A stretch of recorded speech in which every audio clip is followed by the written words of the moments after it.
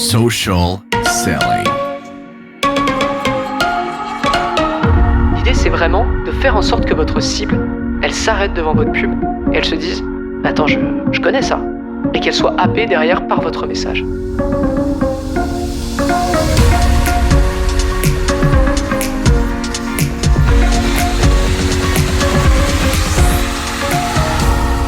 Bonjour à tous et bienvenue sur Social Selling, le podcast 100% dédié à la publicité sur Facebook et présenté par l'agence J7 Media. Mon nom est Antoine Dalmas et on va être ensemble pour une quinzaine ou peut-être vingtaine de minutes sur la thématique devenir expert en Facebook Ads. Alors, si vous nous rejoignez, sachez que c'est une mini-série dans Social Selling dans laquelle mon objectif c'est de vous faire passer de total néophyte à expert théorique sur la publicité Facebook.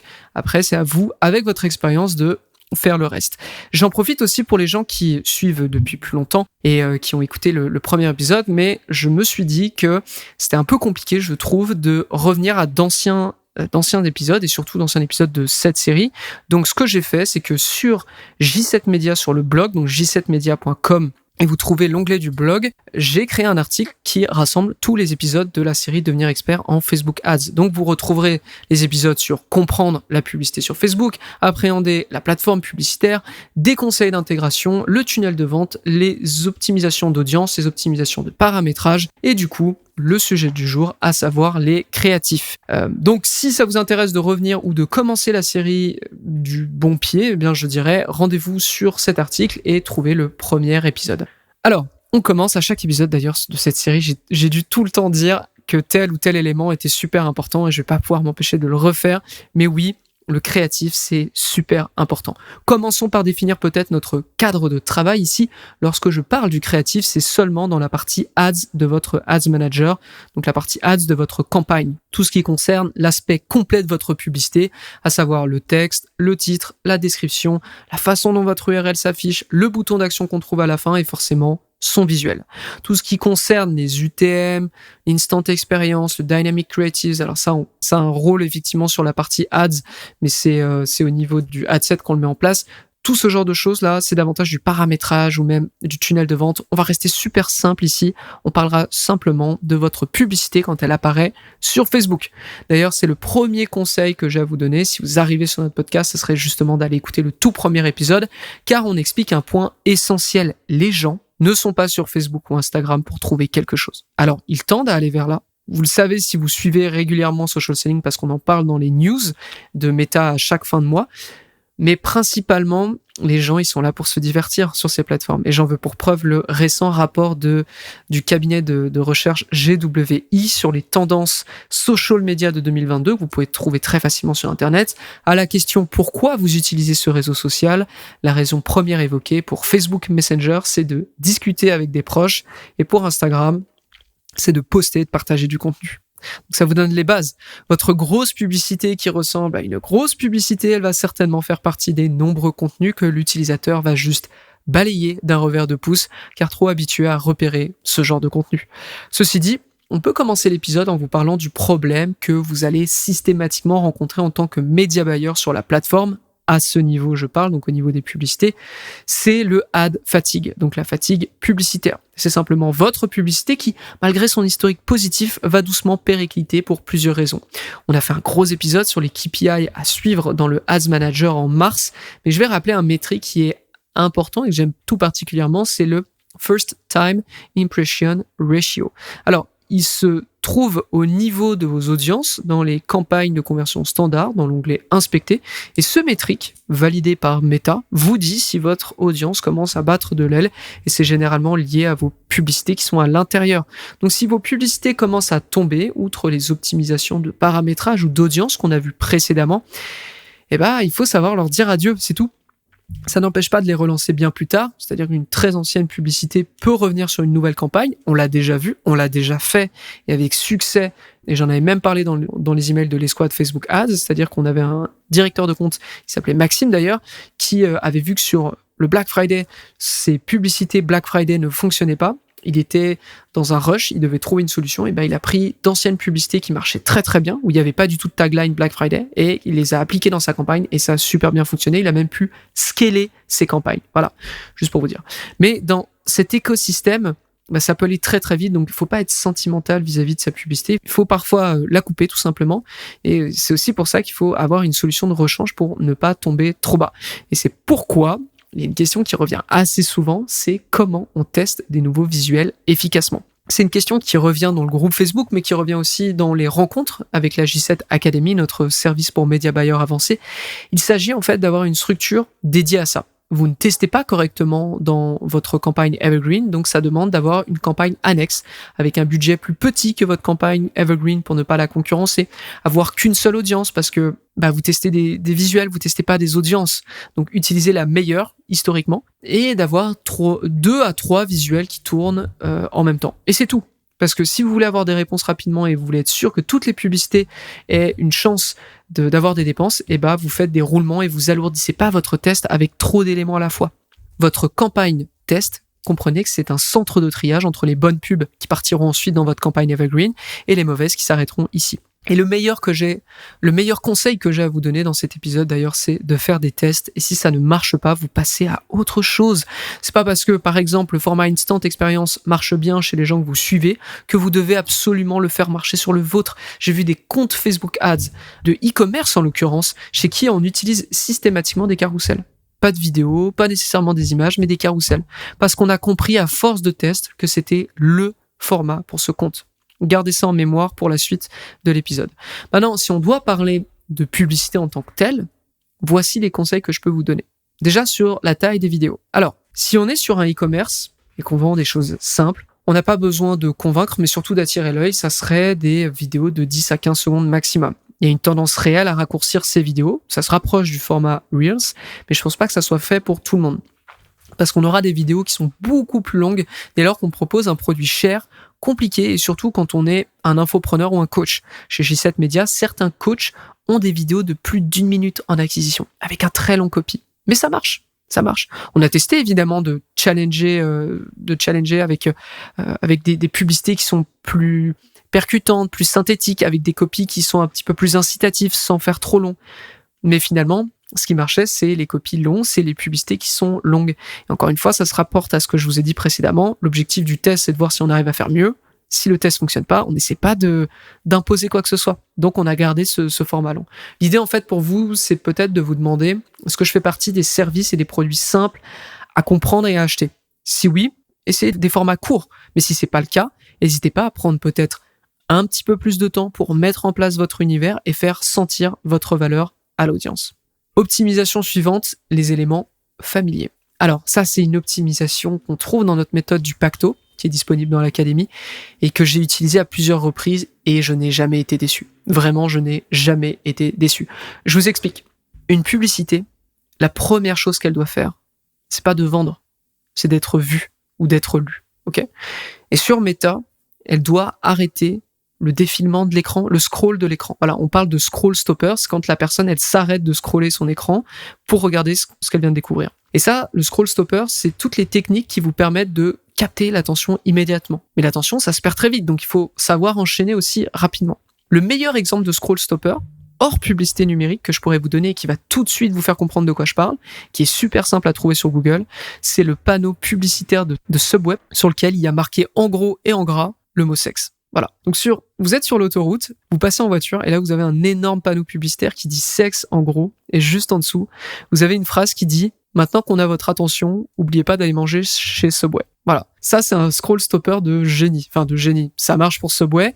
Vous avez compris que c'est pas ce qu'on met chez J7 Media dans nos publicités ou la publicité de nos clients. Mais c'est une technique que j'adore utiliser et la sous-technique en l'occurrence, c'est l'élément familier. Et pour vous l'expliquer au mieux, il faut que je vous raconte un peu l'histoire. L'histoire, c'est celle d'un client pour qui on gère les publicités et qui a un webinaire. Ce webinaire, il s'adresse à toutes les personnes qui créent du contenu vidéo.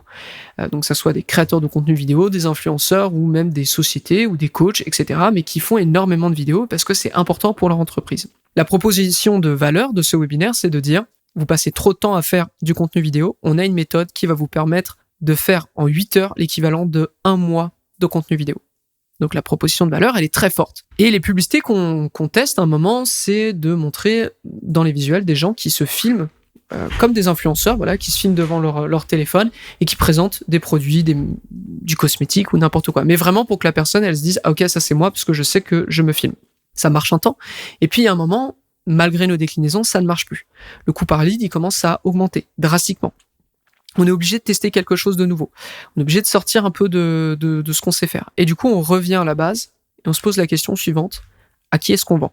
On vend ce webinaire à des gens qui font de la vidéo. Ok. Est-ce que le moment où ils tournent la vidéo, c'est le seul moment où ils créent de la vidéo ? Vous allez comprendre. La réponse est évidemment non.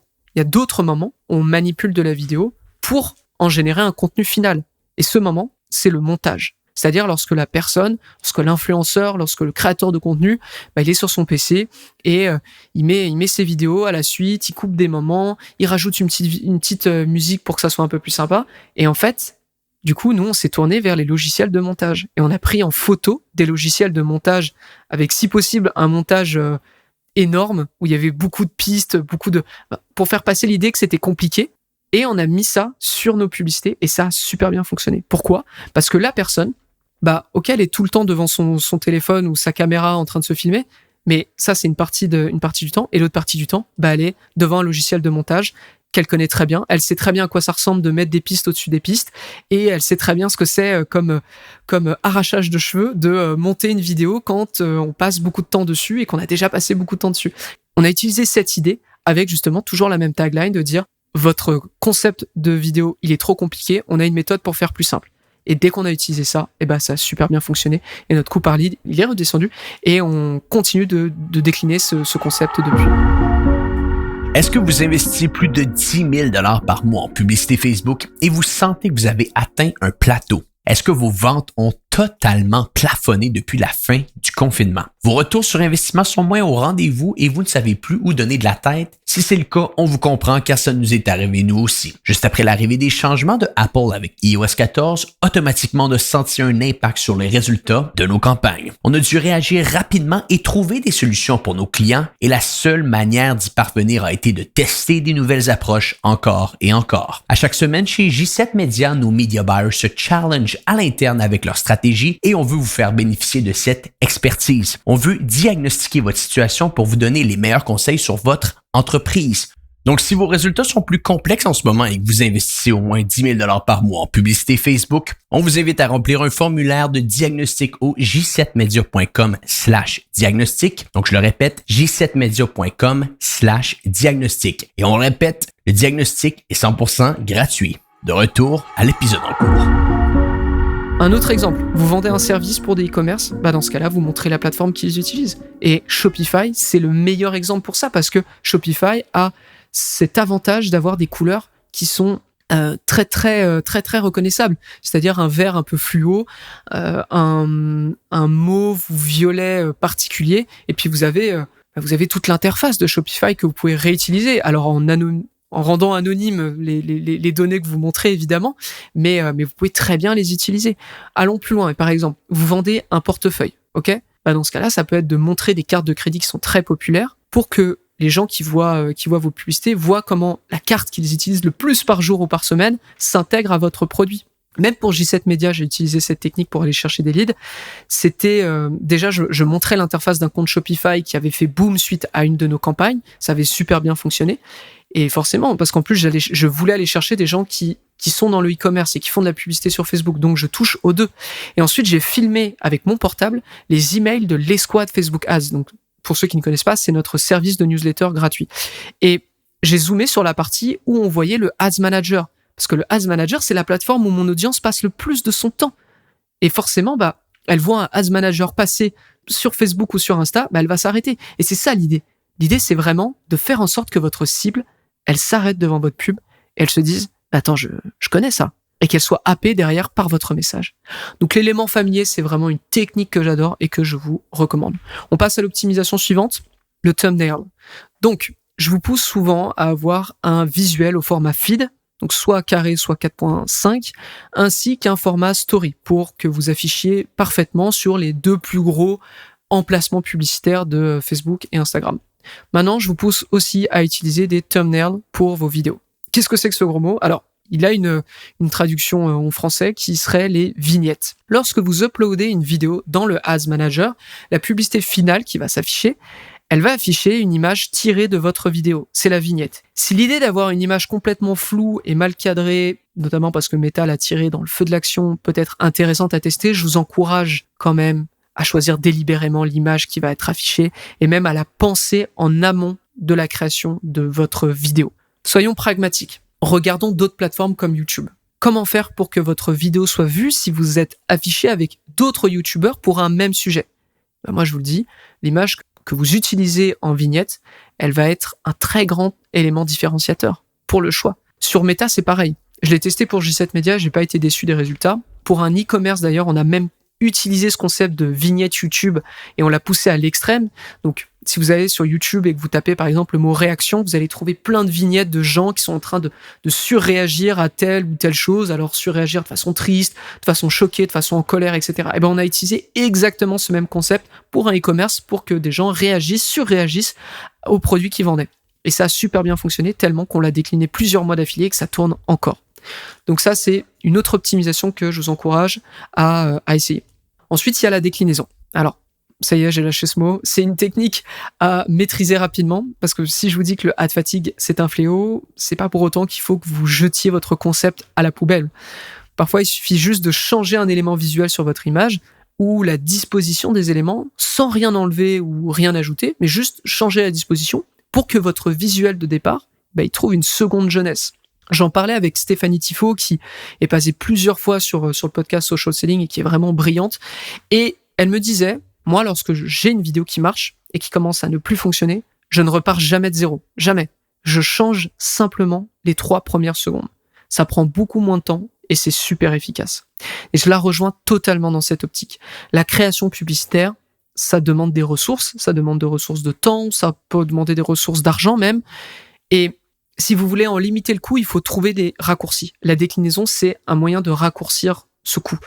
Surtout qu'il faut comprendre quelque chose quand vous êtes un média buyer et que vous gérez un compte publicitaire ou plusieurs comptes publicitaires, lorsque vous êtes en attente de nouvelles publicités, parce que voilà, votre compte va pas très bien, votre campagne va pas très bien, que vous sentez que vous avez besoin de nouveaux visuels, et ce moment entre justement le moment où vous demandez des publicités et vous les recevez et vous les lancez, votre compte publicitaire, il continue de ne pas aller bien. Alors, vous avez évidemment toujours, on en a parlé dans le Pacto, des optimisations de paramétrage d'audience ou peut-être même de tunnel de vente, mais globalement, vous êtes dans l'attente d'un élément pour améliorer la situation. Et d'ailleurs, rien ne vous indique que cet élément va fonctionner. Et c'est pourquoi on vous recommande de toujours avoir une campagne de test pour avoir en permanence des publicités qui fonctionnent, que vous pouvez injecter directement lorsque votre campagne Evergreen, elle fonctionne pas.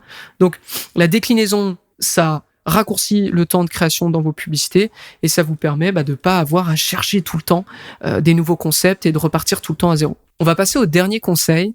C'est un conseil que j'ai très peu donné dans Social Selling et en fait, je profite d'une discussion que j'ai eue récemment dans la J7 Academy pour vous le donner. En fait, petit contexte, encore petite histoire. Je me retrouve avec un membre de la J7 Academy qui me demande un peu de revérifier sa campagne et de vérifier aussi son tunnel de vente. Il a des idées sur pourquoi ça ne marche pas, mais il voudrait mon avis dessus. Et en fait, c'est assez intéressant parce que je me rends compte que sa publicité, alors l'objectif, c'est de vendre quelque chose, mais avec beaucoup de volume. Donc, en fait, de générer des devis. Pas de générer des achats, mais de générer des devis.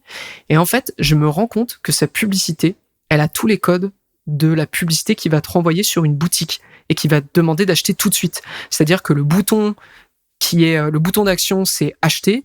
Les incitatifs sur le copy te disent achète ou va sur la boutique, etc.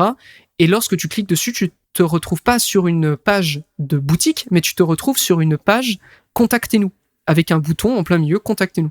Et il y a une énorme dissonance, une énorme incohérence entre la publicité sur laquelle je clique et ce sur quoi j'atterris et ce sur quoi je m'attendais à atterrir d'ailleurs. Et on en a parlé avec le membre, on était tous les deux d'accord sur ce problème. Il y avait un problème de cohérence entre la publicité et le funnel. Et ça, en anglais, c'est ce qu'on appelle le AdScent, S-C-E-N-T.